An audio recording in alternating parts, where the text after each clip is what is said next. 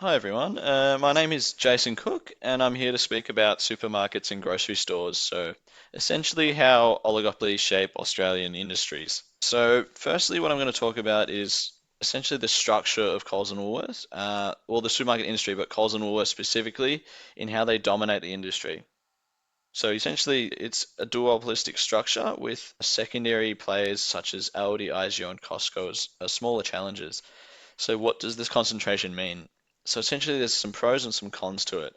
So you got the scale benefits, so you get nationwide networks, efficient logistics and consistent service. And then also from the consumer perspective, you get a very large product range in each store and you can do one-stop shopping, which is what a lot of consumers in Australia value. And then what are the cons of the concentration? So we have the competitive what's essentially highlighted on the slide is a competitive disadvantage. So what the ACCC has noted is that there's less incentive to compete aggressively on price. And also with the less competition, there is less incentive to innovate boldly. So last bold innovations that I would note is essentially self-checkouts and then the large sprawling store formats. And so with less competition, there's less incentive to then innovate as much as they otherwise would. So what the conclusion of this is that concentration here leads to higher logistical efficiency, scale and product range, but less innovation and less price rivalry on the products. What I want to do is compare the top two supermarket market share by country through the stats from our IBIS World reports. It's really through this lens that one can really ascertain the full dominance that Woolworths and Coles do have over the supermarket industry. So it's like through the lens of comparing to other countries that you can see the true level of concentration in a more relative sense. So as you can see, Coles and Woolworths have a 67% market share. UK is less than that, with Tesco and Sainsbury at 43%, and then the US at 26%, with Kroger and Albertsons. So this highlights essentially how uniquely concentrated the Australian market is.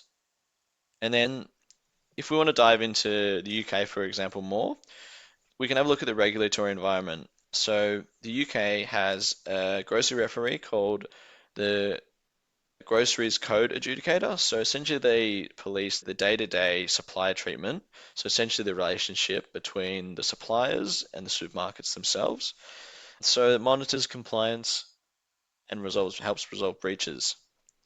So what it does is it essentially indirectly promotes competition whereby the supermarkets themselves can't leverage their economies of scale and market share to leverage more favorable deals between them and the suppliers. It makes the market more efficient and the dominance of the two supermarkets less prevalent. And then if we have a look at the US market as well, they're governed federally by the FTC and DOJ, but a thing that was notable is that they have blocked things like the Kroger-Albertsons merger in order to preserve the level of competition they had within the market. And then so if we look back at the Australian market, they're essentially moving towards the UK model with what was made mandatory in April 2025 with the Food and Grocery Code. So this essentially provides protection and enforcement through clear supplier conduct rules, and essentially more investigations. And then continue along that line of investigations, not necessarily in the same vein, but what happened recently was there was an ACCC investigation into Coles and Woolworths and found there were some of those profitable supermarkets globally. The notable thing about profit margins is they are very small within supermarket industries. So any tiny percentage point in profit margins means a lot more because they're selling through volume. What this investigation came to as a conclusion was that they came with 20 recommendations. One was mandatory online price transparency, more oversight over loyalty programs, strict reviews on pricing tactics, and planning reforms to support new competitors.